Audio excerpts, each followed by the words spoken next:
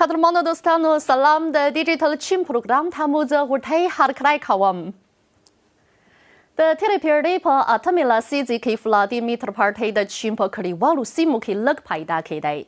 هماغه مهال ګڼ شمېر کسان د چین د هنان ولایت د یوچن ولسوالۍ له شاوګان ارکدارۍ څخه ولاړل او د چین د جنوبي سیمې په کوم پرمختللي ښار کې یې کارونه پیل کړل او هلته یې وموندل چې د ولادیمیر پارټیو په یوې ملي فابریکې کې هر ورځ ډېر پاتې شوني مواد پاتې کیږي نو هغوی به دغه مواد په تیتې پای واخیستل او خپل ټاټوبې ته به یې لیږدول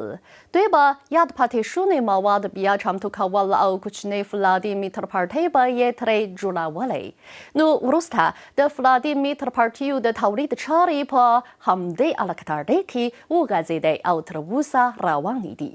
اوس په دغه ولسوالۍ کې د څېړنې تولید او پلور په شمول د ولادیمیر پارټیو صنعتي ځنځیر بشپړ شوی دی که د هرې ولادیمیر پارټۍ اوږدوالی 5 متره وي نو هر کال به په دغه علاقه کې د تولید شویو متر پارټیو عمومي اوږدوالی د ځمکې کورې د استوا خط د اوږدوالي په پرتله 1.9 چنده ډېر وي زه به په نننۍ پروګرام کې په دغه علاقه کې د اندازې نيونې د اردو د صنعتي چارو د پرمختګ کیسه درته وړاندې کړم اړوندې شمېرې ښیي چې شاوګان ارکدارۍ کې د ولادیمیر پارټیو کلنۍ تولیدي اندازه 1 ملیارډ او 500 میلیونو څرخو ته نږدې ده او دغه اندازه د چین په ملي بازار کې 85 سلنه او په نړیوال بازار کې 85 سلنه نیسي د دغه علاقدارۍ تولیدات کابو 110 هیوادونو او سیمو ته صادریږي اوس مهال په دغه علاقدارۍ کې د ولادیمیر پارټیو د تولید د هغو فابریکو شمېر څه ناڅه زر ښودل شوی چې پیمانه یې لویه ده د دې ترڅنګ د انفرادي صنعتي او سوداګریزو شرکتونو شمېر پکې له 4,000 او 800 نه زیات دی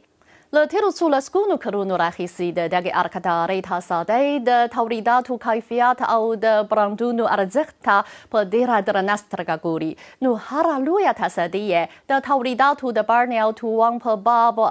امتیازي حقونه لري دغه راز د چین د ولادیمیر پارټیو او د فلزي آلو د کیفیت د څارنې او پرتنې د دولتي مرکز د مدیر په وینا دغه مرکز په جدي توګه د تولیدي معیارونو د ټاکنې د تولیداتو د څارنې او پرتنې او د نویو تولیداتو د څېړنې په برخو کې اړوندو تصدیو ته معلومات ورکوي او ورته خدماتونه او نړیوال بازار ته یې د تولیداتو د ننوتلو لپاره ښه زمینه برابروي درنو دوستانو نننۍ پروګرام په همدې ځای پای ته ورسید بریالي اوسئ